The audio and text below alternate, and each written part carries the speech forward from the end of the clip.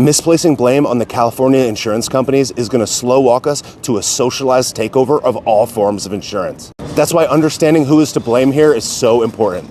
There's already state-run insurance in California, as I mentioned in my video yesterday, the FAIR plan, FAIR.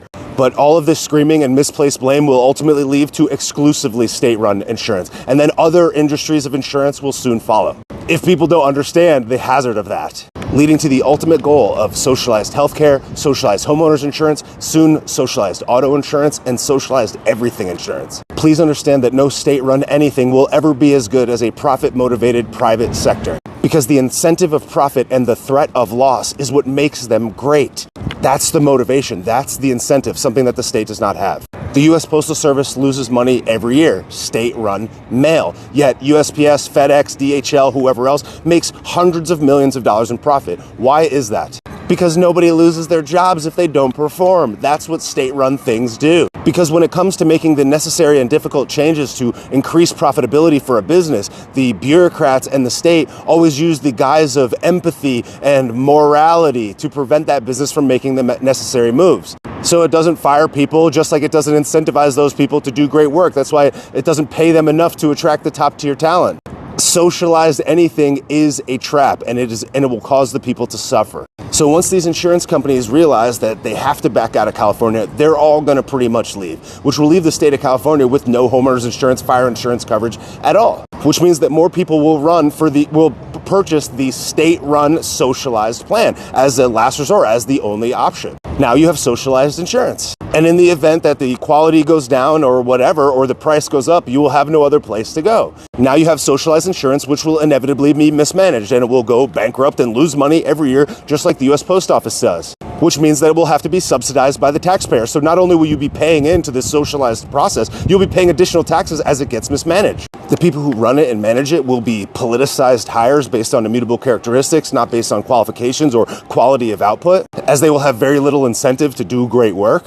And it won't attract the top-tier talent, because all those people will just go to the private sector where they could get stock options and more money, etc. And soon this will become the empathetic and theoretically moral rubric by which all insurance companies need to abide. Let's think about how this exact same situation could be applied to health insurance. Let's pretend that the state allows for the construction of a nuclear waste facility, right? And they say that you can start dumping the nuclear waste in some river. And then as a result, the people in the area start getting sick with some type of sickness, which is likely the result of the nuclear waste being dumped in that river. The state does nothing to prevent that waste from being dumped in that river. And then when the insurance companies say, hey, people are getting sick, we're liable for all these people getting sick, and now we got to drop these coverages because it's going to bankrupt our company. And then they say, hey, we have to raise the rates in order to keep covering these people. And the state says, no, you can't raise the rates. So you can't raise the rates. So you're like, okay, then we're going to back out of the state entirely. We can't cover this region. We have to pull out. So you pull out, you get all those policies non-renewed or canceled in time. And then all of a sudden, everybody gets sick as a result of some huge dump from that waste facility. And everybody gets sick at the same time. And then they all start crying and say it's because of the insurance companies. And then the state comes out and says, well, these insurance companies that dropped people in the last 90 days, even though they were able to anticipate what was going to happen here, they have to go and pay those coverages anyways. And now they have to cover them for the next 1 year, why we don't do anything to prevent this from happening. This is literally exactly what's happening in California as it relates to the homeowners and fire insurance, and that will soon likely happen with every other type of insurance, auto insurance and health insurance, thus giving them their universal health care, Medicare for all pipe dream. And everybody will suffer as a result, and the quality of care and the quality of everything will go down. That's exactly how socialized things work. So people, even on the right, are getting completely brainwashed and bamboozled, thinking that this is the insurance companies that are to blame, and they're literally screaming and hooting and hollering and slow walking us into socialized insurance of all types. That's why understanding who is to blame is so crucial at this very important time. And while everybody just lets their emotion cloud up and they look for people to blame, they're blaming the wrong people.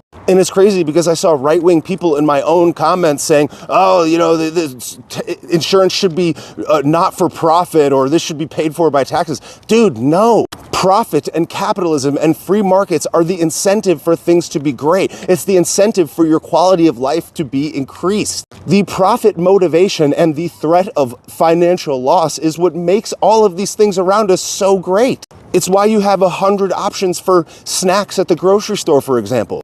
Then, as the consumer demand determines which products get purchased, you see more and more popping up that align with the values or the pulse of the people. That's why you see things start to be seed oil free or organic or grass fed. Because the people vote with their feet, they vote with their dollars. They decide not to buy this snack in favor of this snack. So then everybody has to adjust. But when you have state-run, socialized stuff, they don't make those same adjustments. That's why the quality is poor, the price goes up, there's no competition because there's no profit incentive, and it creates this socialist, communist dream. And nothing is more expensive than something that's offered to you for free. It's really important to understand that. You know, healthcare is free in California or in Canada, but it ends up costing you would pay 60% in taxes. And then when it comes to getting a procedure that you actually need, you go to the United States and pay even more.